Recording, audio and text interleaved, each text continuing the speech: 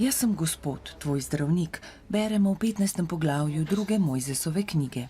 Iz te vrstice izhaja tudi program Zdravilna beseda, ki ga koordinira Svetopisemska družba Slovenije.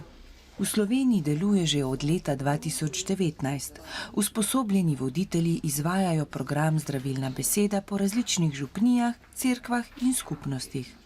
Program Zdravilna beseda je res namenjen vsakmu, ki želi malo več raziskati torej svojo notranjost, se poglobiti s Svetim pismom in dejansko res iti na to pot moči, upanja, kaj v življenju je tisto, kar mu res predstavlja življenjsko pot, okoliščino, nekaj, kar bi začel znova v življenju, morda nekaj novega početi, raziskati kakšne težave, ki jih ima, torej se o njimi sposoben spregovoriti z drugimi, kajti delo poteka v manjših skupinah ali pa v paru drug z drugim in je veliko možnosti, da lahko udeleženci se tukaj drug z drugim srečajo, pogovorijo, seveda je pa glavno stvar, da se s sabo srečajo, torej s svojo notranjostjo.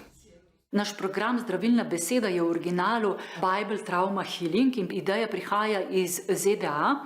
Svetopisemska družba Amerike skupaj z Trauma Healing Institute naredila ta program predvsem za vojna področja na začetku svojega delovanja, tam pred 20 leti, ko so ugotovili, da ljudje ne potrebujejo samo hrano in zatočišče, ampak tudi duhovno pomoč, da bodo to trpljenje nekako lahko prenesli. In zato so ponudili izobraževanje za voditelje malih skupin po različnih delih sveta s pomočjo Božje besede, Svetega pisma, pogovora, da se lahko ljudem nudi to duhovno pomoč v manjših skupinah.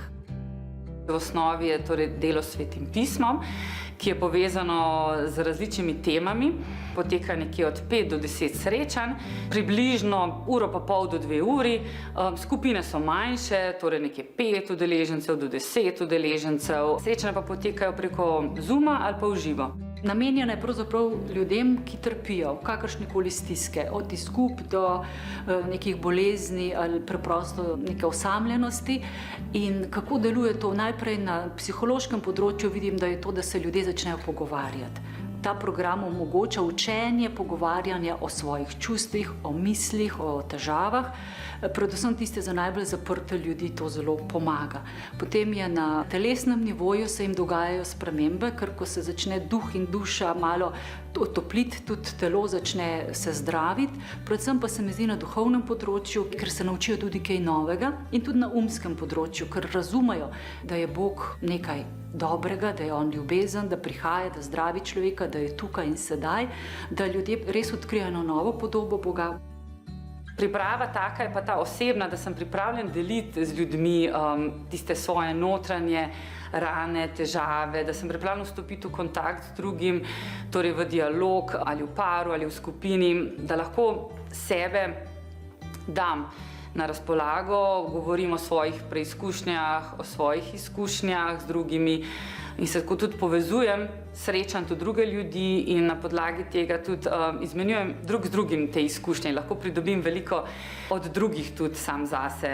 In tukaj poteka res v varnem okolju, kjer je zaupljivo ozračje in teh stvari, ker si pogovarjamo v skupinah, tudi tam ostanejo. Sem vodila precej ženskih skupin in sem videla, da določene osebe potrebujejo še kaj več, kakor neke splošne pogovore. Tukaj je pa res za tiste posebne življenjske situacije in se mi je zdel primeren tak uravnotežen program, kjer ni samo molitev, kjer ni samo umsko razmišljanje, ampak je neko ravnotežje med Božjim in človeškim, bi rekla, ne? To, da ljudje začutijo, da zdravi beseda s človekom in zdravi beseda z Bogom. In zato me je ta program potem prepričal.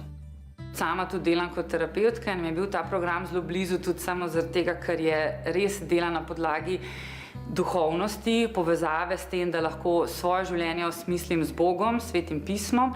Veliko je tudi samih različnih vaj, kjer se poleg uporabe Svetega pisma tudi delamo razne aktivnosti. In je res tako pester program, da je lahko namenjen res vsakmu, da se lahko sreča sam s sabo. Vsaka skupina ima eno svojo težo, ki jo prinese, eno odprtost in vsak posameznik, ki gre skozi ta proces, se mi nekako vtisnejo spomin in vedno se izmenjujejo izkušnje drug z drugim.